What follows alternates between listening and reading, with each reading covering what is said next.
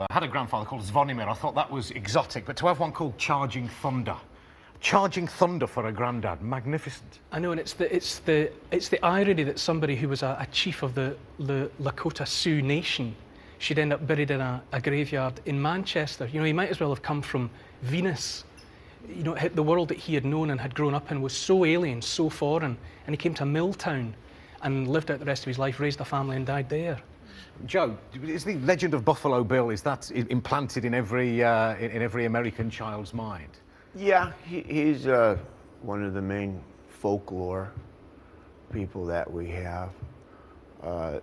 He was larger than life, he really was. He was really, really famous for his time, and he was a good guy.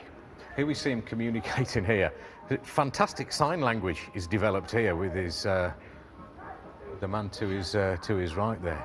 Marvellous. Isn't it wonderful though as well, though, Neil, that they have all of this old footage? Like, it was the early days of cinema, wasn't it?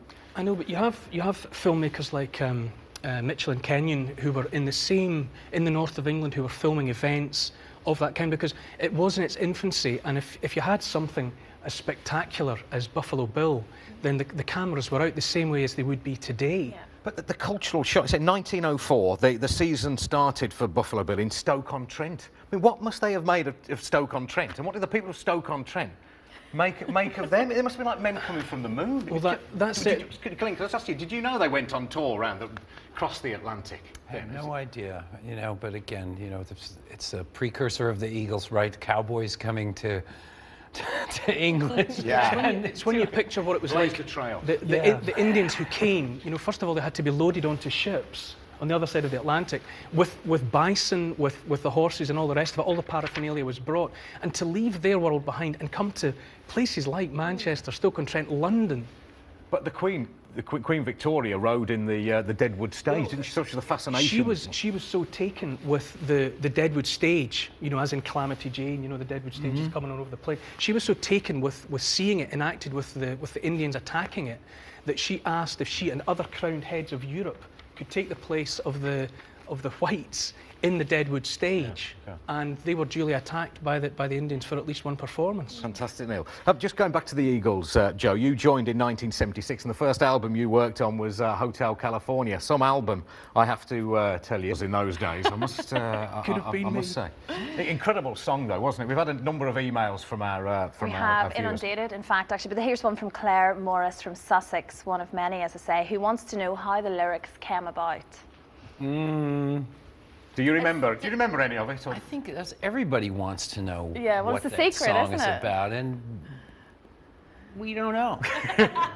We it don't was just know. magic at work. Well, then, you know, Don and I, we really like Steely Dan, the band Steely Dan, and they had some pretty brave and different lyrics, and we'd never really done anything kind of outside the box, really. And then we just sort of got brave with Hotel California and said, you know, hey, it's just a movie. It doesn't have to make sense. The guy's in a car, the guy has a cigarette, he drives up, there's a place with lights, he walks in, the strange guy opens the door. It's poetry. It's like The Shining, you know, and so you just sort of let everybody else's imagination go to work. Well, and but look at these words. They trip off the tongue. Do them in a Belfast accent. Go on. Do them in a Belfast accent? Oh, gosh, you'll not understand me. Okay. Okay, first up then.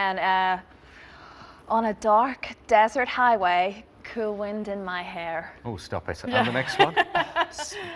Warm smell of colitis rising up through the air. You don't get colitis in Northern Ireland. Yeah, I know. Could you understand that in the Northern Irish accent? That's colitis good. would be. Colitis is something you go to the hospital for. That's probably an illness somewhere, but anyway.